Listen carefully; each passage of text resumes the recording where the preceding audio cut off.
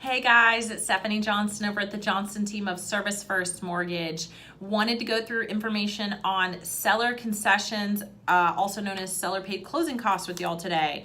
So a lot of questions in regards to this, and I want to make sure that this is something that's crystal clear because it's a great option for some buyers. So when you have a purchase transaction, the buyer has closing costs and the seller has closing costs. There's both of those, and normally the two don't see each other. So when you're purchasing, the seller has their own stuff going over there for their expense to sell. Now, in some situations, the buyer does pay the seller pays the buyer's closing cost, and something that can really help homeowners get into property. Now, when I'm speaking of markets, I'm talking about Dallas, Fort Worth specific. We lend in a lot of other places, but that's where we're physically located. An example I want to use for this video here. We've been in a seller's market, so we have not seen for quite some time sellers paying closing costs. It's just something that has not happened. Doesn't mean that it hasn't happened at all. It just hasn't been on the majority of transactions. So the reason being is when a buyer asks for closing cost and another buyer doesn't, sometimes they may lose out on their offer.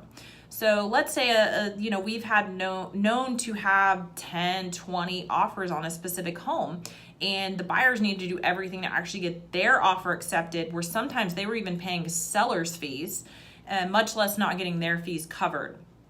Now, as we've moved forward and seen a little bit more of a normal market, or maybe even if it is still a seller's market, but there's houses that have been on the market for a while, or the key thing, do not have other offers, this is a good thing to potentially use, seller concessions. So let's say there's two clients that come in to offer on a home.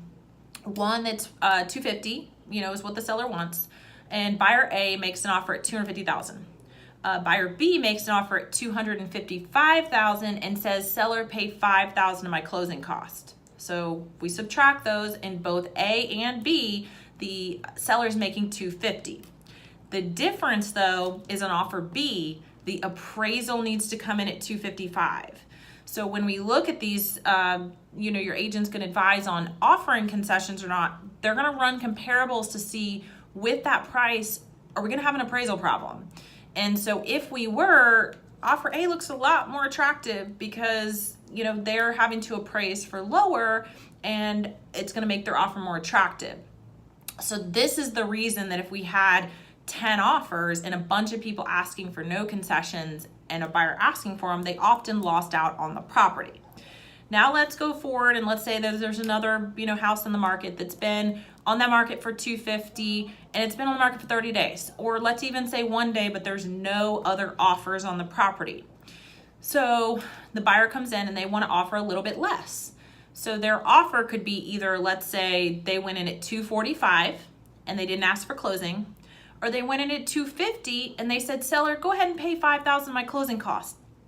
And I'm using this example, and let's say that the realtor said there's no problem appraising for this list price, not an issue. The difference to the buyer is, if we go back to some of our other videos about closing monthly payment, the monthly payment is only going to change by about $5 per thousand that we move the loan. So $25 more a month on a monthly payment for that $250,000, but they save $5,000 out of pocket. Most people would rather have a slightly higher payment and save $5,000, especially if the house needs repairs, or they just need to leave some more money in the bank because it's been something that's really hard to save up for the down, or cash is more important, versus saving that $25 per month and having the lower priced home.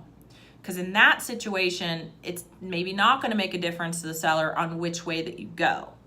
So the best thing to do if you were going to ask or want the seller to help you out with closing costs is A, make sure you have some figures from us. So anytime we're going to qualify you, we're going to give you and go through, set an appointment to run through understanding your cash to close. We also will update it on any specific home. So when you're ready to offer and you want to ask for closing costs, let us give you a figure of what to ask for, that you've asked for enough, but not ask for too much, like more than you need. And then relying on your realtor. Every single home you guys offer on is going to be different in terms of, is seller concessions a good idea or bad? Because even if it might make more sense, We don't want to go in and offer those and then you lose out on the property because of it. So we absolutely don't want to do that. There's other options to get that cash to close down. So again, those are going to be the most important pieces. Also, each loan type has a little bit different of an allowance for seller concessions. So it's a sliding scale between 2% and 6%. For a FHA or USDA, it's going to be 6% allowed of the sales price. And at most sales prices, that's going to be way too much money, guys. You do not need that much money. Closing costs are not that expensive unless it's a little lower of a sales price. So again, that's just the maximum allowed. Conventional, if you do less than 10% down, 3% is your maximum allowed. Again, off of sales price, not loan amount. And then more than 10% down, we can get up to 6%. Again, these are just what the seller is allowed to pay on our side. And then lastly, if you are buying a home as an investment property, 2% of the sales price is maximum, so a little bit lower there. So I hope this information is super helpful. Again, call us with any questions, reach out, send us a message. Again, there's other videos on my YouTube channel specifically in regards to cash to close, monthly payments. This is just another one here in the video series that we hope is helpful for you. And reach out if you need us. Again, Stephanie Johnston with the Johnson team of Service First Mortgage.